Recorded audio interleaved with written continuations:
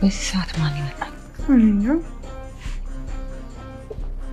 ዳኒ በጊዜ ከጨረስኩኝ መጥቼ ስለ ጉዳዩ አሳውቅሻለሁ ብሎኝ ነበር። በዚህ ሰዓት ክፍት ነው ግቡ።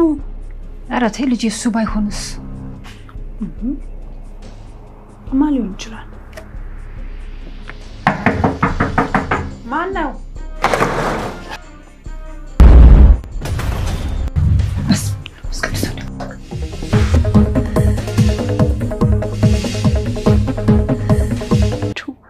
የየመን እናት እንደሆነች ሁለታችንም እናውቀዋለን። ማለቴ ጥቃት ሊያደርሱብኝ የነበሩት ልጆች የድሮ ፍቅረኛ እናት ሰላምታ ልካለች ብለው ጋር ነበር። አይ እሷ እንደዛ ልታረግ አትችልም። ማለቴ የፈለገለት እናደድብኝ ልታየኝም ላትፈልግ ትችላለች። ነገር ግን በፍጹም እኔን ለማስገደል ዱርዬ አትቀጥርም። እና ልጆቹ ከመሬት ተነስተው ነው ሊያጠቁን የሞከሩት እያልከኝ? እኔ ግን የሚመስለኝ እናት ጧት አግኝታቸው ካንተ ህይወት እንዲወጡ ስለነገረቻቸው። ሰላም ጤና ይስጥልኝ ውድ የመልስ ድራማ ቤተሰቦች እንዴት ናችሁልኝ? አረ መልስ ድራማ ጉድ ይዞ መጥቷል። እንግዲህ መልስ ድራማ ላይ የአፌት ፍቅረኛ ሆና የምትሰራው ሴት እንግዲህ ተንኮሏ ሊቻል አልቻለም። አንዳንዴ ያለ አይደለ ተናግራችሁ ራሱ የማይወጣላችሁ ነገር አለ። ለምሳሌ ቤዛ ፍቅረኛዋ የሆነው ሰው መቼም አልተውሽም እኔ ያላንቺ አልኖርም እያለ ሲመጻደቅ የነበረው ሰውዬ ማታቸው ተባብለው በቀጣይ ቀን አግብቶ ለሰርጉ ወረቀት የተላከላት ቤዛ በጣም የተበደለችው ቤዛ ማለት ተበድላ ዝም ስትል አስቡት እንግዲህ ያ ሁሉ ነገር አድርጎባት ሀዘኗን በውስጧ ይዛ ዝም ስትል ለምን ዝም አልሽ የሚመስል ነገር አለ ማለት ሰው ዝም ሲል ያስፈራን መሰለኝና ልጅቷን እየሄዱ ያሰቃዩታል። ልክ ድሃ በቃ በሀብታም አካባቢ መኖር የለበትም የሆነ ማለት ድሃ መኖር የለበትም እስከሚመስል ድረስ ልጅቷ ምንም አላለችም ለተደረገባት ነገር ለተከዳቸው መከዳት አንድ ቃል አልተናገረችም። ቤቷን ዘግታ አለቀሰች 2 ቀን።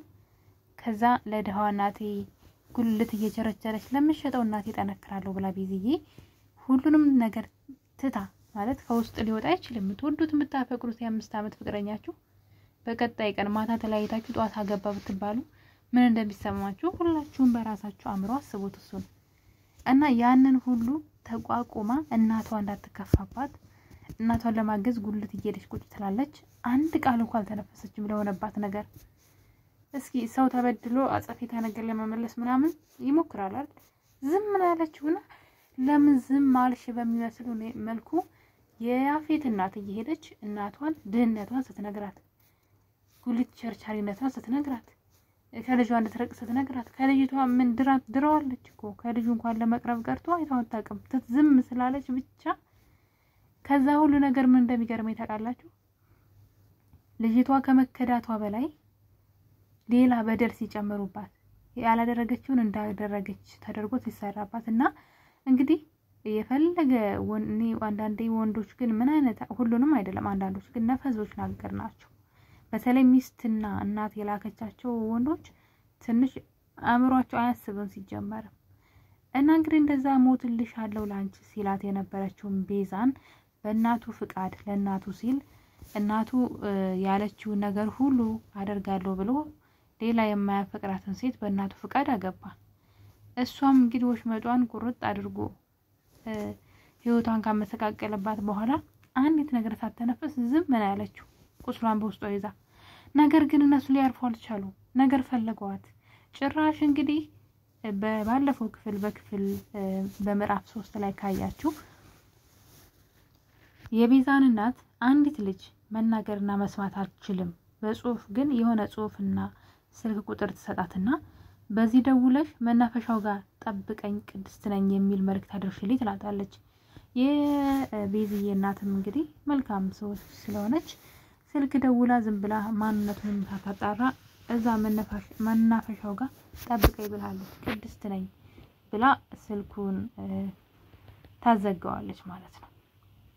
እና እንግዲህ ስልኩ ከተዘጋ በኋላ ያፌት እዛ የተቀጠረበት ቦታ ይሄዳል። ከዛ በፊት ግን ያቺ አዲሷ ሙሽራ አዲሱ ሚስቱ ማለት ነው ትደውልና የት ነህ ስትለው አንዳንድ ስራዎችን እየሰራሁኝ የሆነ ቦታ ነው ሲላት በቃ እኔም እየመጣው ስለሆነ አብረን ወደ ቤት እንገባለን አለች። ሆን ብላ ወጥመድ አዘጋጅታ ነው።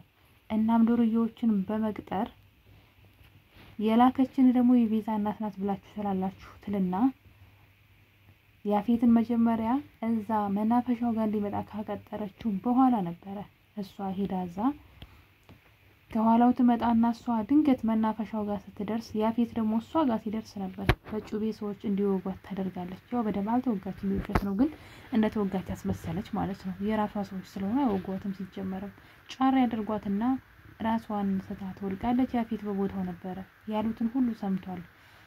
የቀድሞው የፍቅረኛ እናት ይሄን መልእክት ልካለች ብለው ነው ተናገሩት። ይሄ ወጥመድ ሆን ተብሎ እንግዲህ ማለት ከጉዳት ላይ ጉዳት እንዲደርስባት ለዛች ልጅ ማለት ነው። ማለት እኔ አንዳንዴ ግራ ይገባኛል። እንደዛ አይነት በቀሎች ዝም ብሎ ከመሬት ተነስተው የሚበቀሏችሁ የሚያሰቃዩዋችሁ ሰዎች አሉና ለተጎዳች እሷ ፍቅረኛዋን ክዷት ሌላ ሴት አግብቶ የተጎዳች እሷ ሆና ያለ ጭራሽ ለምን ዝም ማለች በሚመስል ሁኔታ ራሷን በጩቤ በማስወጋት የቤዛ እናት እንዳስወጋቻት የድሮ የፍቅረኛው እናት እንዳስወጋቻት ያ ማለት እርስ በርሳቸው እሳትና ጭድ እንዲሆኑ ነው ዋናው ነገር። እነሱን ተማረው ከአካባቢው ቤታቸውን ለቀው እንዲሄዱ ነው የተፈለገው። እናም እንግዲህ ከተወጋች በኋላ ያፌት ሚስቱን አፋፍሶ ወደ ሆስፒታል ይወስዳል። ቤት ሆና እንግዲህ ድንገት ወሬት ማውራት ጀመረች። ሆን ብላ ስታያይዝ ማለት ነው። ማን እንዳስወጋት የቤዛ እናት ማለት ነው። ያው ቤዛ አይደለም ስሟ እዚህ ላይ ለትንሽ ጊዜ እንግዲህ ቤዛ እያልኩ ነው የማወራው። የእሷ እናት እንዳስወጋቻት እርግጥ ልክ እንደሆነ ምክንያቱም ልታገባ የነበረውን ሰው እንደነጠቅኳት ስታስብ የእሷ እናት ናት ያስወጋችኝ ሰምተህ የለ እያለች ልታሳምነው ስትሞክር እሱ ግን አይ የቤዚ እናት ይሄን አታደርግም እሷን አውቃታለሁ እነሱ እንደዚህ ያደርጉም ብሎ ቢከራከርም አይ አንተ አልገባህም አለችው። እና ምንድነው ሲላት ቀን ላይ እናትህ ሄዳ እናቷን ተናግራት ነበር አውርታት ነበር ነገር ግን አንቺ እናት ባልሆንሽው ጊዜ እኔ ነኝ እናት የሆንኩት ብላ እናትህን ቅስሟን ሰብራዋለች ብላ ስትነግረው አንድ ሰከንድ እንኳን ለማሰብ አልቆየም። እየበረረ ነበረ እነሱ ጋር ሄደው እንግዲህ አስቡ ምን አፍንሮት ነው አሁን ከሱም ብሶ ቤዛን መናገር ሞራል ከየት ያመጣል ማለት ከሱም ብሶ እሱም ሰው ሆኖ ማለት ነው። አስቡት ሰው እኮ የሚለካው በሰውነቱ ነው አይደል በተግባሩ ነውና ከሱም ብሶ ማለት እምነቱን ክዶ ለ5 አመት አብሯት የነበረችውን ፍቅረኛ ክዶ የእናቱ ፍቅር ለመሙላት አንዲት የማያውቃትን ሴት ካገባ በኋላ ለ5 አመት አብሯት ሲኖር ጸባዩን ጠንቅቆ ያውቃል። ይቺ ትላንት የመጣች እሱን ለማጥመድ የገባች በእናቱ ፍቃድ የነገረችውን ነገር ይዞ እየሮጠ ነበር እነሱን ምን ሊያደርግ ማለት እኔ የድፍረቱ ድፍረት ማለት የገረመኝ። እናም እንግዲህ ሴት የላከው ሞት አይፈራም አይኑን በጨው አጥቦ እየሮጠ ወደ ቤዛ ቤት ይሄዳል። ቤዛና እናቷ ደግሞ ቤዛ እናቷ እንዳትከፋባት ህመሟን በውስጧ ይዛ ጥርሷ ይስቃል። ከእናቷ ጋር እየተሳሳቁ ዳግም ዛሬ እንዴት አልመጣም እያሉ ዳግም ማለት የቤዛና የያፌት የጋራ ጓደኛቸው ነው። ያፌት ቤዛ እንደከዳት ሲያቅ ከቤዛ ጎን ነው የቆመው ከእውነት ጎን ማለት ነው። በጓደኛው በጣም ያዝኖበት አፍሮበት አይንህን ማየት አልፈልግም ብሎ ከቤዛ ጎን ነው ያለው። እና እንዴት አልመጣም እያለች እናትና ልጅ እየተሳሳቁ ነበር። ከና እናቷ አንድ ታሪክ ታጫውታታለች እንዴት በላይ እሷን አባት እንዳገባች።